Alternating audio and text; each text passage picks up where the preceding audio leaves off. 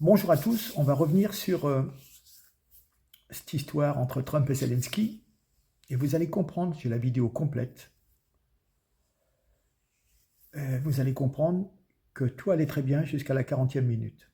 Et à un moment, Zelenski, vous allez comprendre. Mais je tiens quand même à rappeler que c'était déjà la guerre avant l'invasion de Poutine, car les populations russophones étaient opprimées à l'époque par Porochenko. Je vous rappelle les phrases, et j'avais même publié la vidéo il y a quelques années sur YouTube. Le président russe Porochenko, le président Petro Porochenko, le président ukrainien, traitait les russophones en décembre 2014. Nos enfants iront à l'école et leurs enfants resteront dans les caves parce qu'ils ne savent rien faire. Nous aurons les retraites et eux non, etc., etc., etc. D'ailleurs, Zelenski a été élu par les Ukrainiens pour restaurer la paix, justement, parce qu'il y avait des problèmes, et ils ont tous voté pour lui, ils ont dit, tiens, un homme intègre, etc., un humoriste, certes, mais c'est pour la paix, il y en a marre, un petit peu de tous ces magouilleurs et tout. Bon. Hollande, Merkel, Porochenko, puis Zelenski ont avoué qu'ils n'avaient aucune intention de respecter les accords de Minsk en les signant, c'était juste en attendant que l'Ukraine se renforce. Voilà, bien entendu, à force de titiller le géant russe, il est devenu ce qu'il était devenu, c'est-à-dire la guerre. Bien. Alors, pour tous ceux et celles qui veulent vraiment comprendre, il y a la vidéo intégrale que je vous mets à la suite. La partie américaine insiste sur la nécessité de la diplomatie pour sortir du conflit. Zelenski insiste durant toute la conférence sur l'impossibilité de la négociation avec la Russie. Rappelle que selon lui, tous les précédents présidents américains, Obama, Biden, etc., Trump dans son premier mandat et tout, n'ont pas empêché la guerre. Et à partir d'une certaine minute, qui sera à peu près pour cette vidéo, je pense la minute 44, il explique qu'il est en quelque sorte facile pour les Américains de parler de diplomatie quand on est loin du champ de bataille. Donc il les provoque un peu, et c'est à ce moment-là que le dérapage commence. Trump et Vance considèrent que les propos sont déplacés. Donc on est quand même très très loin de l'humiliation préméditée de la petite Ukraine par l'ogre américain. Trump dit simplement dans son style, hein, je ne suis pas hyper pro-Trump, mais je suis surtout anti-Zelenski, dans son style cow-boy, si vous négociez, on vous aide moyennant rétribution en terres rares. Si vous voulez continuer cette guerre, c'est sans nous. Hein.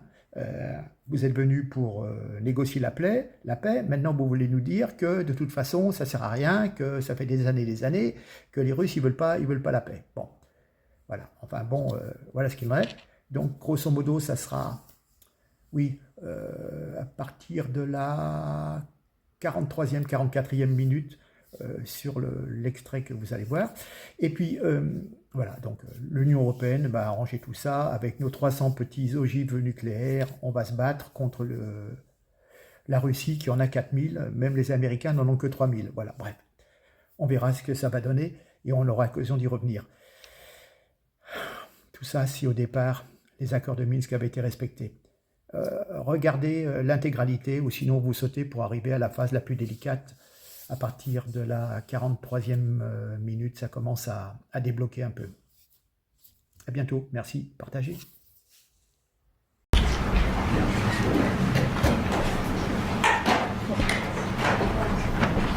Well, thank you very much. It's an honor to have President Zelenski of Ukraine. And we've been working very hard, very close. So we've actually known each other for a long time. We've been dealing with each other for a long time and very well. We had a little negotiation spat, but that worked out great. I think for both countries, I think for the world, actually, beyond both countries. And we have something that is a very fair deal. And we look forward to getting in and digging and working and getting some of the rare earth. But it means we're going to be inside, and it's a big commitment from the United States, and we appreciate working with you very much. And we will continue to do that. We have had some very good discussions with Russia. I spoke with President Putin, and we're going to try and bring this to a close. It's something that you want and that he wants. We have to negotiate a deal, but we've started the confines of a deal, and I think something can happen. The big thing is the number of soldiers, mostly at this point, but soldiers being killed. You're losing thousands of soldiers. On both sides, we're losing a lot of soldiers, and we want to see it stop, and we want to see the money get put to different kinds of use, like rebuilding, and we're going to be working very hard. But we've had a lot of very good conversations. I will say until we came along, the Biden administration didn't speak to Russia whatsoever. They didn't speak to anybody. They just allowed this to continue. And I will say that, I'll say in front of you, you've heard me say it 1,000 times, if I were president, this war would have never happened. We would have had a deal negotiated for you without having to go through what you've gone through. But your soldiers have been unbelievably brave. We've given them great equipment, but somebody has to use the equipment. They've been unbelievably brave, and we give them great credit. This was supposed to be over very quickly, and here we are 3 years later. So I give tremendous credit to your generals and your soldiers and yourself in the sense that it's been very hard fighting, very tough fighting. They're great fighters. And you have to be very proud of them from that standpoint. But now we want to get it over with.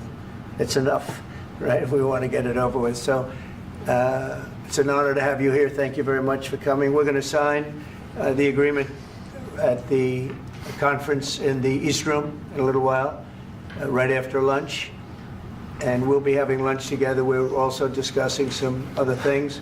And we appreciate everybody being here. It's somewhat of an exciting moment, but the really exciting moment is when we get when they stop the shooting and we end up with a deal. And I think we're fairly close to getting that, and an honor to have you. And please, I'd like to say something. Yeah, thank you so much, Mr. President.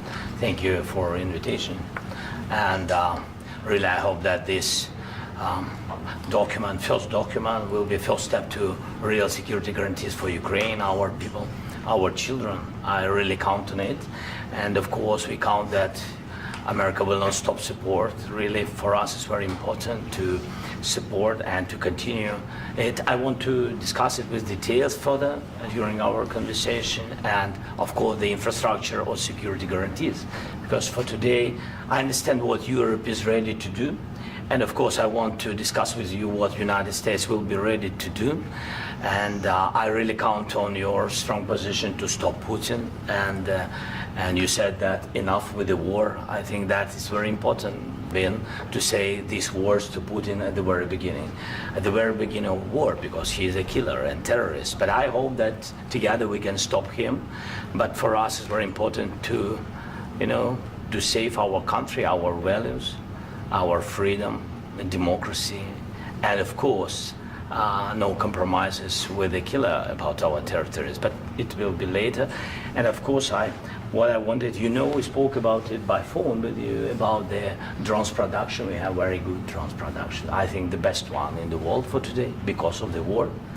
Yes, and of course, we need very much the air defense. You have the best air defense in the world, and really you helped us under attacks of Russians. And I want to speak how we can exchange the licenses. We're open to share the licenses of all our drones with you, of course, with the United States. And we need licenses for quick production of air defense. Even after the war, we need our nation to be calm, that we are secure. So that's why we need this air shield. And of course, about this, I want to speak about the contingents. I think that France and UK already spoke to you, and we know that Europe is ready, but without the United States, they will not be ready to be as strong as we need.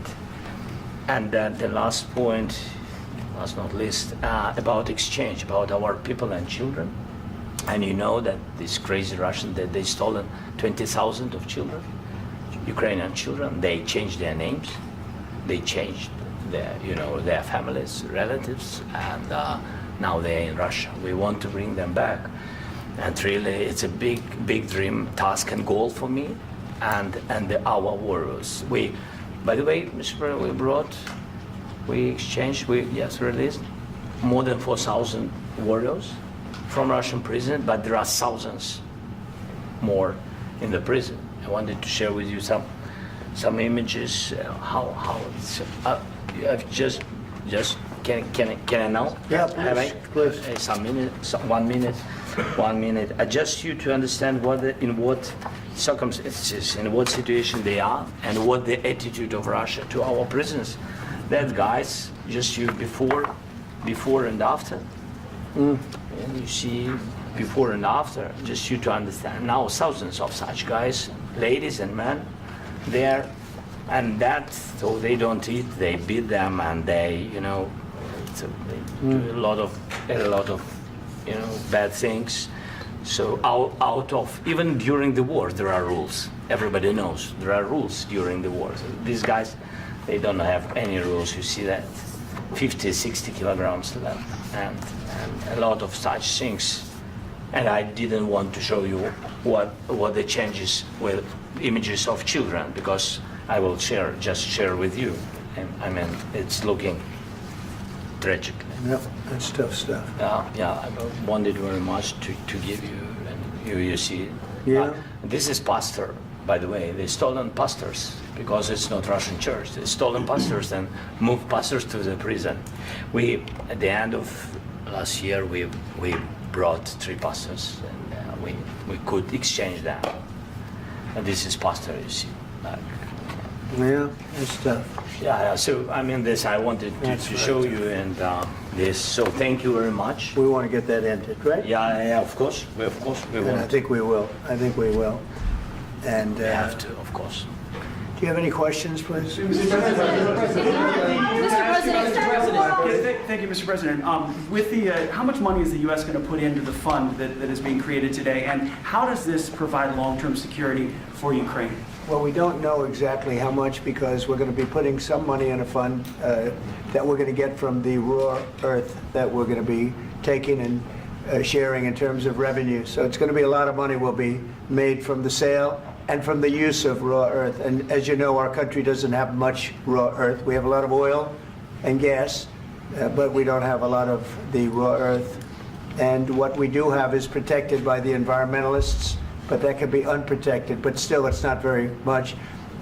They have among the best in the world in terms of raw earth. So we're going to be using that, using it for all of the things we do, including AI and including weapons and the military, and it's really going to very much satisfy our needs. So it's something that just worked out really well. We have a lot of oil, and we have a lot of gas, we have a lot, but we don't have raw earth.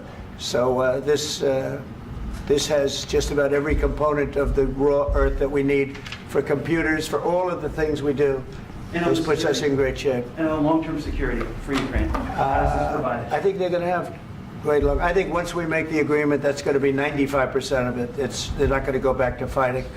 I've spoken with President Putin, and I feel very strong. I've known him for a long time, and I feel very strongly that they're very serious about it, and we'll make a deal. And when the deal is made, I don't think, we talk about security. Everyone's talking about the other day, all they talked about was security. I said, let me make the deal first. I have to make the deal first. I don't worry about security right now. We have to have a deal, because right now, last week, 2,000 soldiers died on both sides. 2,000. And they're losing 1,000, 2,000, 3,000 a week. So as we sit here and we talk, people are getting shot and dying on the battlefield. And, they're not American soldiers, but they're Russian soldiers and they're Ukrainian soldiers, and we want to be able to stop it. And we want to be able also to spend money on other things. We don't want to, this is a tremendous amount of money, and what the Biden administration did was terrible. They were giving money, but he had no security on the money. Europe, as you know, gave much less money, but they had security. It was in the form of a loan.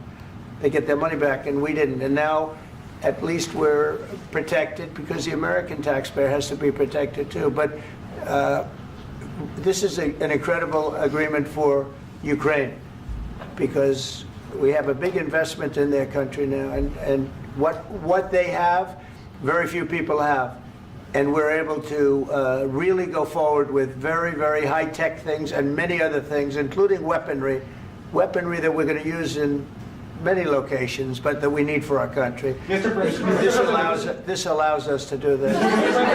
will you continue? Sorry. Military aid. Yes, go ahead, please. If I can just, yes. in the document there is one of the very important points if we speak about business and investment. We never had LNG terminals in Ukraine. This document will open. I mean the next documents, but anyway, here we see in the framework we see really goodwill for this. LNG terminals for us is very important, and I think for security of European continent. We have the biggest storage, gas storage. We have the biggest in Europe. Yes, yes, and we can use it. Use it for LNG. Use it for LNG, and we will do it. And really, we can help Europe because Europe really helped. President Trump said that they made less support, but they are our friends and they are our very supportive partners. They really gave a lot, Mr. President. They did. They gave a lot, but they gave much less. No. Much less. No. No. No. Okay. Okay.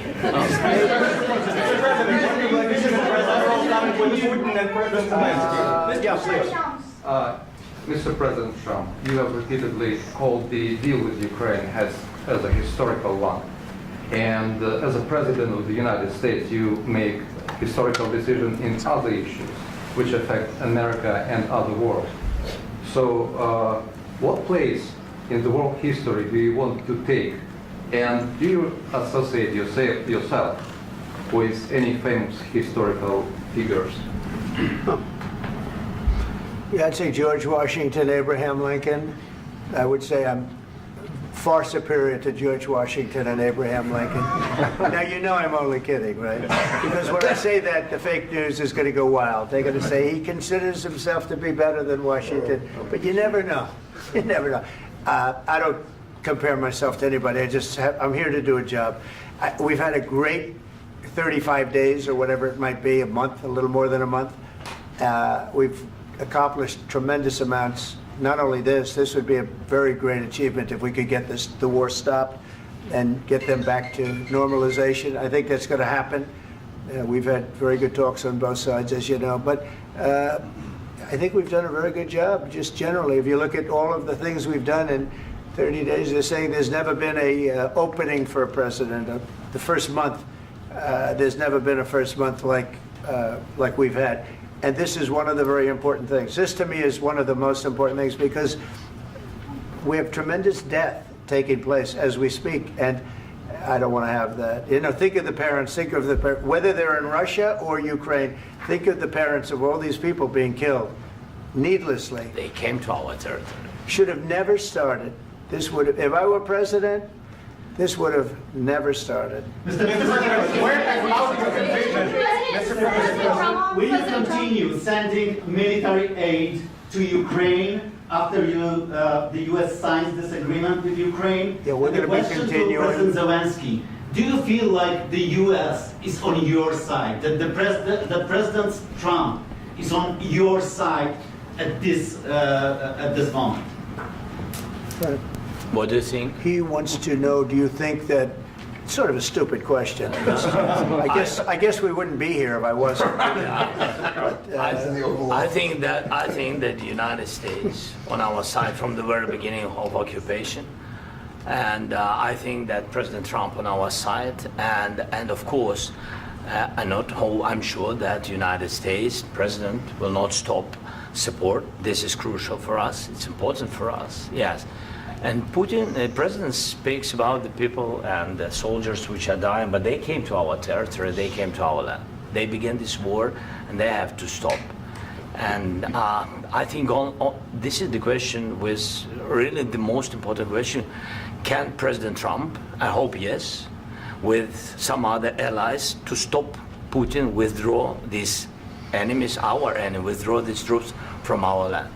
And I think that you asked about the history, I think that if President, or when, he will stop Putin, if President Trump will bring peace to our country, I think he will be on this wall. I think. We've had very, very good talks. What about military aid to Ukraine? President Zelensky just said that there will be no compromises with Vladimir Putin.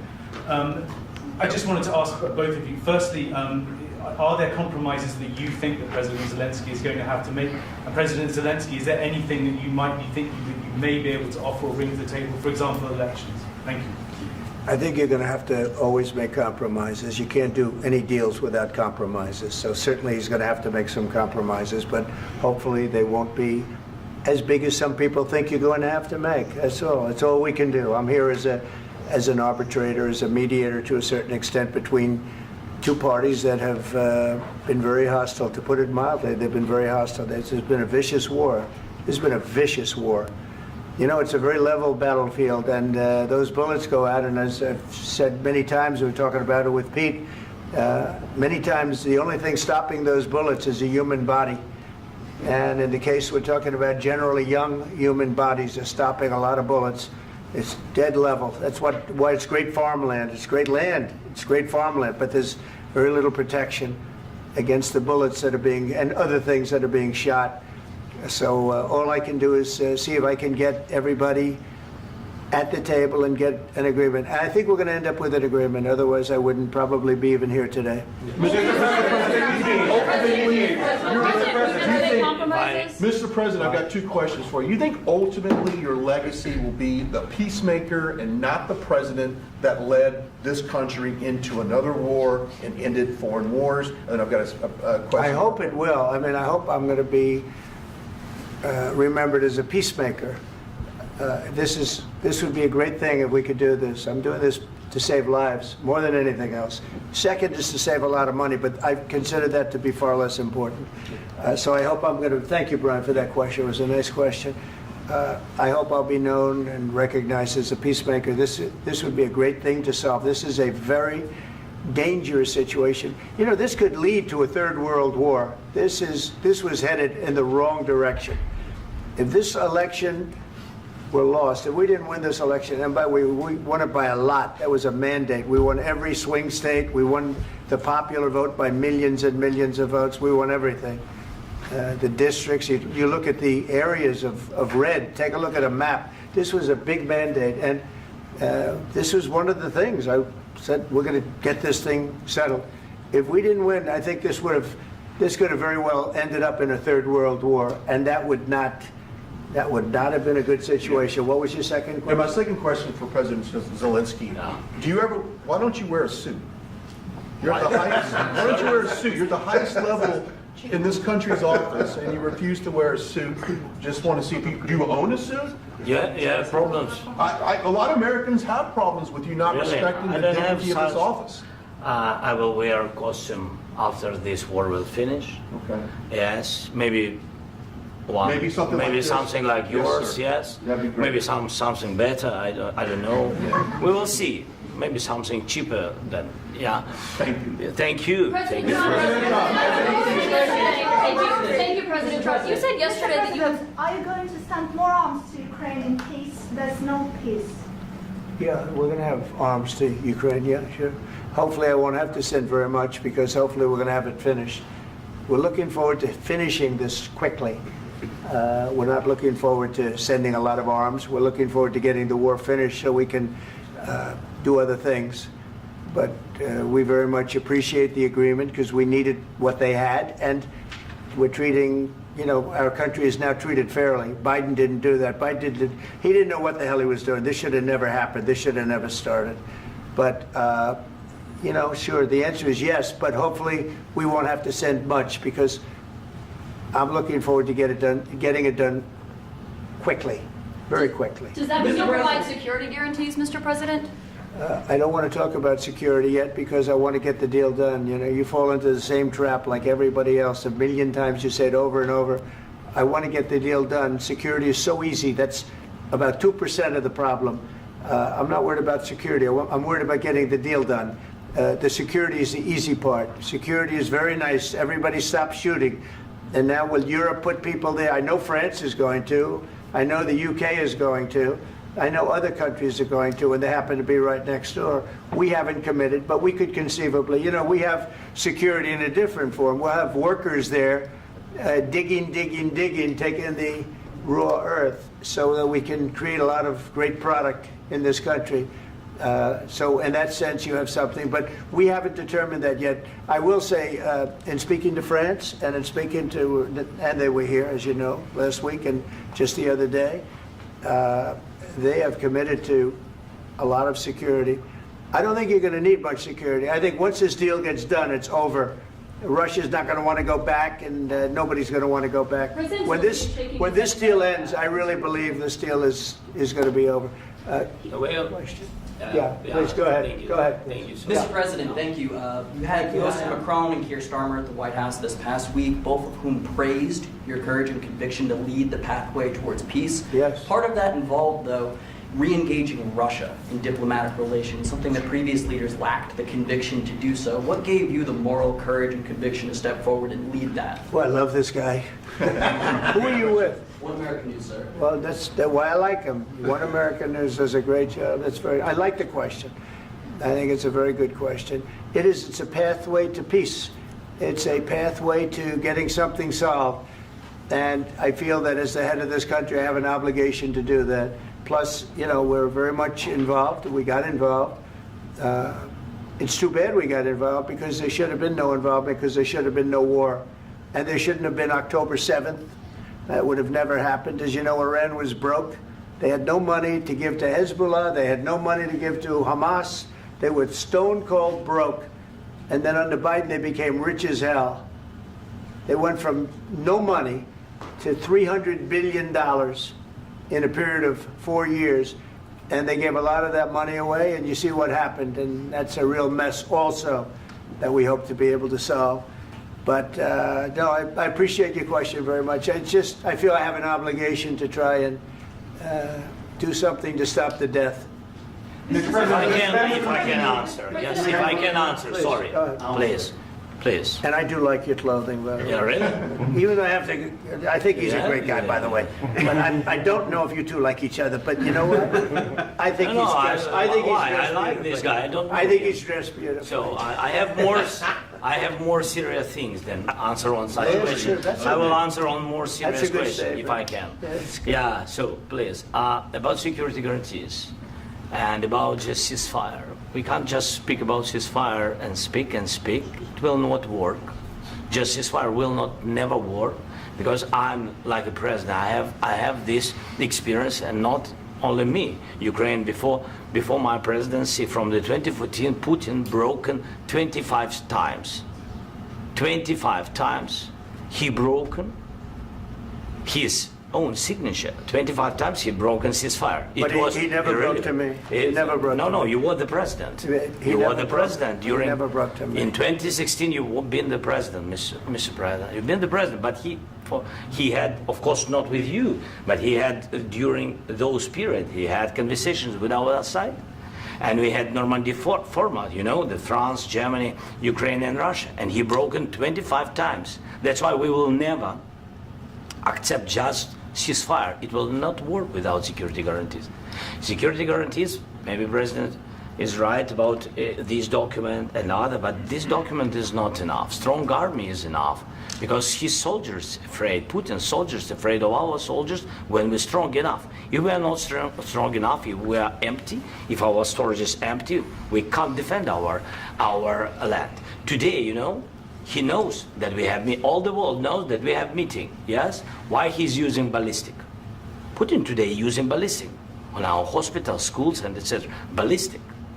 So he knows that we are here, and that President Trump is really have goodwill to stop this war. And you hear now the president. So why he's using? So he doesn't want to stop. He doesn't want. But I hope that we will do it. Really, we'll do it. Security, when we speak about security guarantees, when the Europeans are ready for contingents, they need USA backstop. If there will not be United States, we will not never have any contingents, strong contingents from the Europeans, because they don't want to divide alliance, connection between the United States and the main and strongest ally and Europeans. And this is crucial, this is important. That's what we want to speak about very much. This is very important. And air defense. So air defense, really, we have big deficit with all these systems, and we need to provide this. We need it very much. Otherwise, Putin will never stop and will go further and further. He doesn't want. He hates us, you know? It's not about me. He hates Ukrainians. He thinks that we are not a nation. He thinks, and he shared these thoughts, I think maybe with your team also, I don't know. But with all the Europeans, in media, officially and not, he always said that there is no such country, such nation, such language, and such life like Ukrainian. No, he really doesn't respect all the Ukrainians, and he wants to destroy us. And you are right, Mr. President, that's 2%. This document, maybe other documents, it's a very good start, very good, but it will not enough to stop this person. Should Russia pay to rebuild Ukraine? Mr. President, after these Should Russia pay to rebuild Ukraine? They have to pay. This question. This is the rule. This is the rule of the war. This is the rule of the war. During all the centuries, all the history, this is the rule of the war. Who began, those pay. Do you agree, This is the rule. Putin began this war. He has to pay all money for innovation. He has to pay. Of course, some Russian assets, what we have in Europe, about 300 billion, we can use them. We can use for innovation and buy military support from the United States also. We can do it, but it's not enough. It's not enough. Under these circumstances, do you envision a trilateral summit with Putin and President Zelensky? Wait, 1 second. I asked this question that you didn't like because I wanted to know if you want to position yourself in the middle between Russia and Yes. Ukraine or on the Ukraine side. No, I'm in the middle. I want to solve this thing. I'm for both. I want to get it solved. And it's wonderful to speak badly about somebody else, but I want to get it solved. If we can solve it, great. If we can't solve it, they're going to have to fight it out, and who knows what's going to happen. But I want to see it get solved. May I follow up? One more question about U.S. troops in Europe. After Russian invasion of Ukraine, your predecessor sent additional troops to Eastern Europe, including Poland, my country. Yeah. Are you committed to keeping these troops on the eastern flank of NATO in the future? I'm very committed to Poland. I think Poland has really stepped up and done a great job for NATO. As you know, they paid more than they had to. They are one of the finest groups of people I've ever known. I'm very committed to Poland. What about Baltics? Poland's in a tough neighborhood, you know. What about the Baltics? The Baltics, they got a lot of, it's a tough neighborhood too, but we're committed. We're going to be very committed, and we're committed to NATO. But NATO has to step up, and the Europeans have to step up more than they have. And I want to see them equalize, because they are in for far less than we're in, and they should be at least equal. You understand that? Why is the United States, we have an ocean in between, why is the United States in for so much more money and other things as Europe? With that being said, and as you said, they've also been obviously very helpful, but we have put in far more than they have, and I think they should equalize. Mr. President, Please, go ahead. Ask you about the agreement again today. What changed between the first time that Secretary Bessent gave President Zelensky the agreement and today for the signing? We made a deal. So What was the I'm just, deciding factor? I'm a business person. We made a deal. That's what changed. Mr. President, I didn't think we were going to make a deal, and we ended up making the deal, so that changed. Mr. President, what and how do you envision a trilateral summit with President Zelensky and Putin? I don't know, under but these well, they circumstances? don't like each other. I can tell you that. Okay? They do not like each other. This is not a love match, and it's unfortunate. That's why you're in this situation. The United States should not have allowed this to happen. Okay? The United States, run by a man that didn't know much, I'm going to be very nice, run by an incompetent person, very incompetent person, should never have allowed this to happen. I've stopped wars. I've stopped many wars. My people will tell you, I stopped wars that nobody ever heard about. I stopped wars before they ever started. You can look at some of, I could give you a lot of nations that would tell you right now they were probably going to war. I could tell you right now there's a nation thinking about going to war on something that nobody in this room has ever even heard about. Two smaller nations, but big, still big. And I think I've stopped it. But this should have never happened. Mr. President, Sorry, just a second.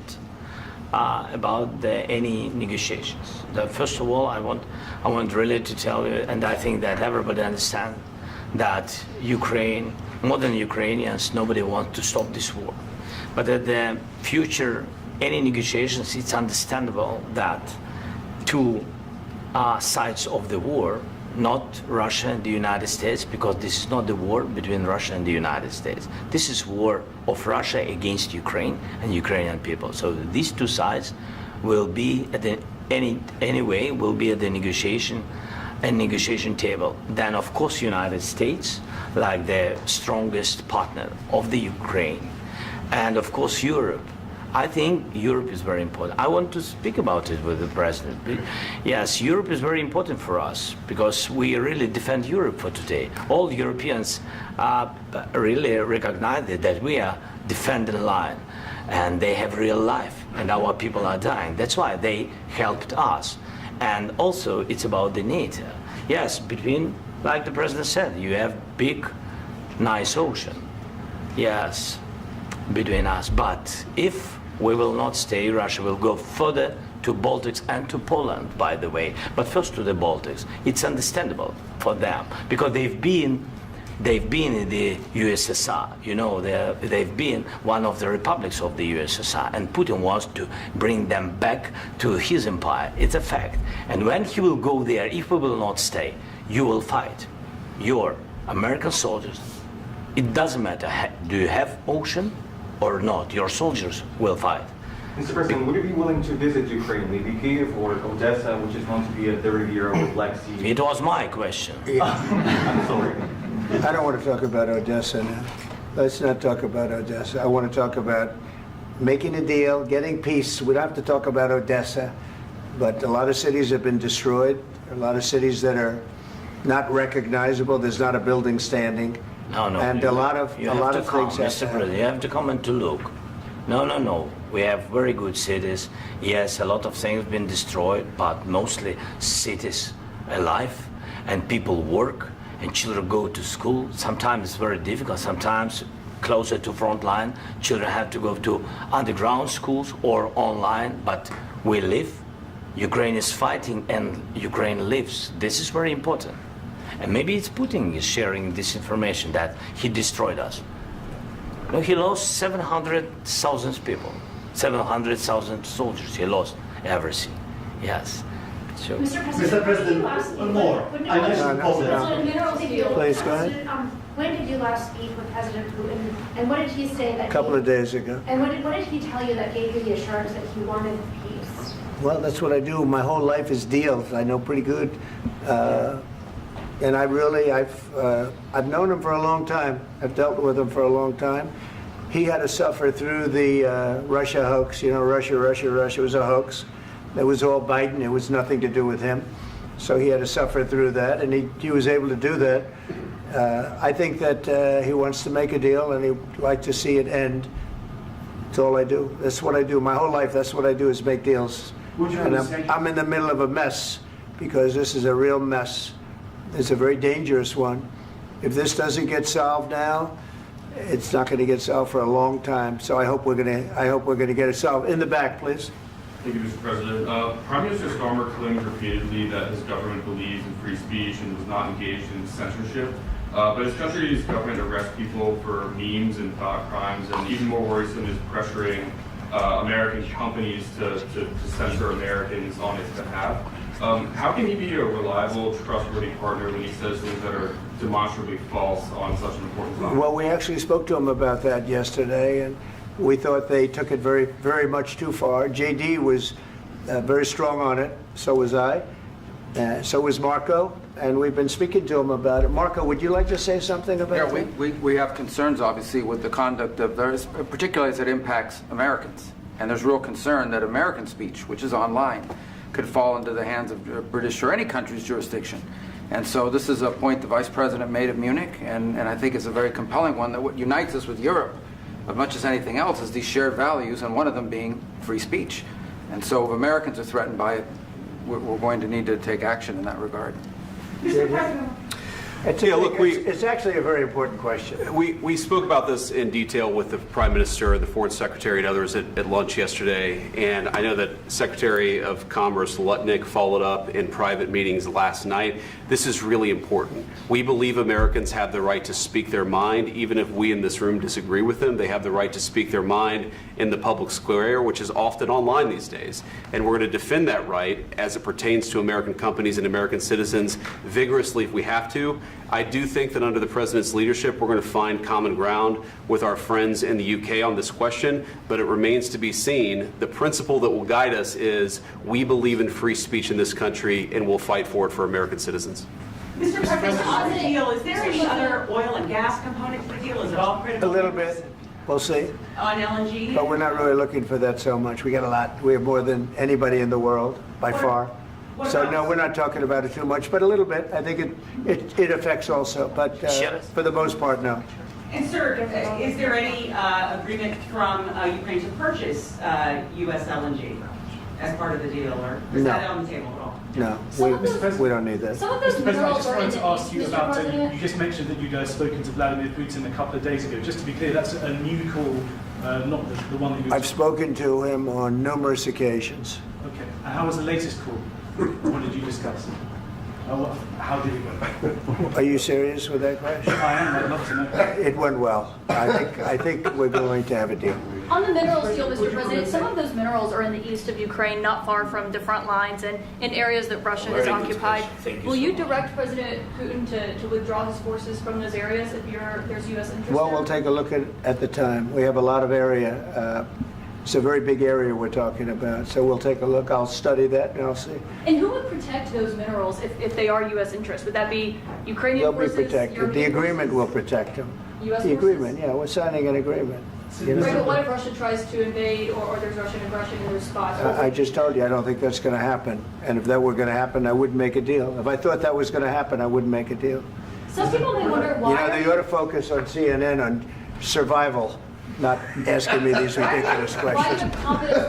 Focus on surviving, because CNN's got such low ratings. I don't think they're going to survive. Let's go. Please go. I already mentioned Poland.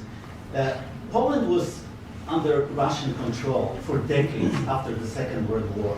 When I was a kid, I looked at the United States not only as a most powerful country, richest country in the world, the country that has great music, great movies, great muscle cars, but also as a force for good. And now I'm talking with my friends in Poland, and they are worried that you align yourself too much with Putin. What's your message for them? Well, if I didn't align myself with both of them, you'd never have a deal. You want me to say really terrible things about Putin and then say, "Hi, Vladimir, how are we doing on the deal?" That doesn't work that way. I'm not aligned with Putin. I'm not aligned with anybody. I'm aligned with the United States of America and for the good of the world. I'm aligned with the world, and I want to get this thing over with. You see the hatred he's got for Putin. It's very tough for me to make a deal with that kind of hate. He's got tremendous hatred, and I understand that, but I can tell you the other side isn't exactly in love with, him either. So it's not a question of alignment. I'm aligned with the world. I want to get the thing set. I'm aligned with Europe. I want to see if we can get this thing done. You want me to be tough? I could be tougher than any human being you've ever seen. I'd be so tough. But you're never going to get a deal that way, so that's the way it goes. All right, one more question. I want to respond to this. So look, for 4 years in the United States of America, we had a president who stood up at press conferences and talked tough about Vladimir Putin, and then Putin invaded Ukraine and destroyed a significant chunk of the country. The path to peace and the path to prosperity is maybe engaging in diplomacy. We tried the pathway of Joe Biden of thumping our chest and pretending that the President of the United States' words mattered more than the President of the United States' actions. What makes America a good country is America engaging in diplomacy. That's what President Trump is doing. Can I ask you? Sure. Yeah? Yeah. Okay. So he occupied our parts, big parts of Ukraine, part of East and Crimea. So he occupied it on 2014. So during a lot of years, so I'm not speaking about just Biden, but those time was Obama, then President Obama, then President Trump, then President Biden, now President Trump, and God bless, now President Trump will stop him. But during 2014, nobody stopped him. He just occupied and took. He killed people. You know what the contact 2015. 2014. 2014 and 2014. 2014. Yeah. So I was not here. Yeah, but that's exactly right. Yes, but during 2014 till 2022, yeah, the situation the same. The people have been dying on the contact line. Nobody stopped him. You know that we had conversations with him, a lot of conversation, my bilateral conversation, and we signed with him, me, like a new president. In 2019, I signed with him the deal. I signed with him, Macron and Merkel, we signed ceasefire. Ceasefire. All of them told me that he will never go. We signed him with gas contract. Gas contract. Yes, but after that, he broken this ceasefire. He killed our people and he didn't exchange prisoners. We signed the exchange of prisoners, but he didn't do it. What kind of diplomacy, JD, you are speaking about? What do you mean?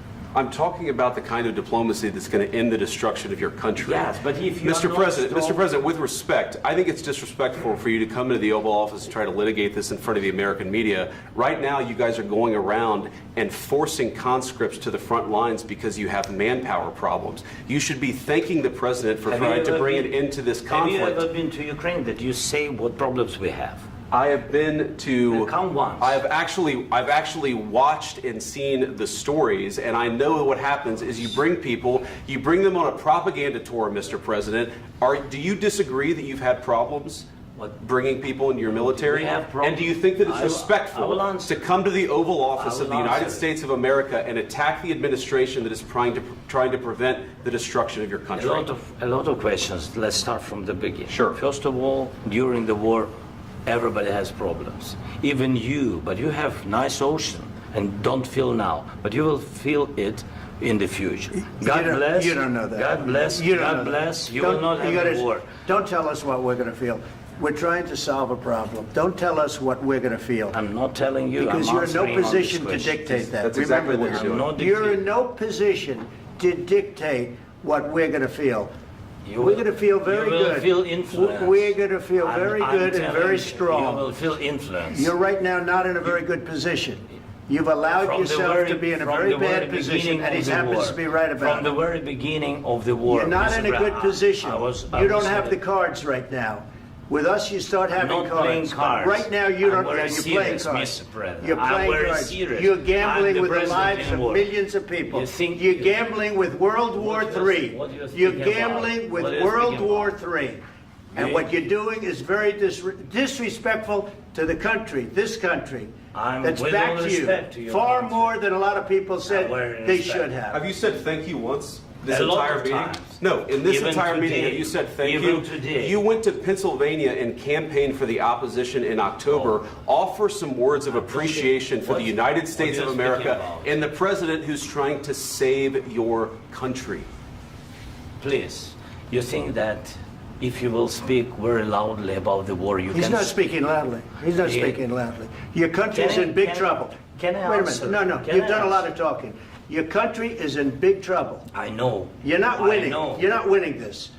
You have a damn good chance of coming out okay because of us. Mr. President, we are staying in our country, staying strong from the very beginning of the war. We've been alone, and we are thankful. I said thanks you haven't in been this alone. cabinet, you and haven't not been only alone. in this cabinet. We gave you, through this stupid president, $350 billion. We gave you military equipment, and you men are brave, but they had to use our military. If you didn't have our military equipment, this war would have been over in 2 weeks. In 3 days. I heard it from Putin. In 3 days. This is something maybe new. Less. In 2 weeks. Of course, yes. It's going to be a very hard thing to do business like this. I tell you. Just say thank you. I said a lot of times to American people. Accept that there are disagreements, and let's go litigate those disagreements rather than trying to fight it out in the American media when you're wrong. We know that you're wrong. But you see, I think it's good for the American people to see what's going on. I understand, sir. I think it's very I understand. important. That's why I kept this going so long. You have to be thankful. You don't have the cards. You're buried there. Your people are dying. You're running low on soldiers. Listen, you're running low on soldiers. It would be a damn good thing. And then you tell us, I don't want a ceasefire. I don't want a ceasefire. I want to go and I want this. Look, if you could get a ceasefire right now, I tell you, you take it so the bullets stop flying and your men stop getting killed. Of course, we want to stop the war. But you're saying you don't want a ceasefire. But I said to you, I want a ceasefire. With guarantees. Because you'll get a ceasefire faster than an agreement. Ask our people about ceasefire, what they think. That wasn't with me. For you what, that wasn't with me. That was with a guy named Biden who was not a smart person. That was with Obama. It was your president. Excuse me. That was with Obama, who gave you sheets, and I gave you javelins. Yes. I gave you the javelins to take out all those tanks. Obama gave you sheets. In fact, the statement is Obama gave sheets and Trump gave javelins. You got to be more thankful, because let me tell you, you don't have the cards. With us, you have the cards. But without us, you don't have any cards. One more question to Mr. Vice President. I'm sorry. It's going to be a tough deal to make, because the attitudes have to change. What if Russia breaks ceasefire? What if Russia breaks peace talks? What do you do then? I understand that it's a heated conversation right now. What are you saying? She's asking, what if Russia breaks the ceasefire? What if anything? What if a bomb drops on your head right now? Okay? What if they broke it? I don't know. They broke it with Biden, because Biden, they didn't respect him. They didn't respect Obama. They respect me. Let me tell you, Putin went through a hell of a lot with me. He went through a phony witch hunt where they used him and Russia. Russia. You ever hear of that deal? That was a phony Hunter Biden, Joe Biden scam. Hillary Clinton, Shifty Adam Schiff. It was a Democrat scam. And he had to go through that. And he did go through it. We didn't end up in a war. And he went through it. He was accused of all that stuff. He had nothing to do with it. It came out of Hunter Biden's bathroom. It came out of Hunter Biden's bedroom. It was disgusting. And then they said, oh, the laptop from hell was made by Russia. The 51 agents. The whole thing was a scam. And he had to put up with that. He was being accused of all that stuff. All I can say is this. He might have broken deals with Obama and Bush, and he might have broken them with Biden. He did, maybe. Maybe he didn't. I don't know what happened. But he didn't break them with me. He wants to make a deal. I don't know if you can make a deal. The problem is, I've empowered you to be a tough guy.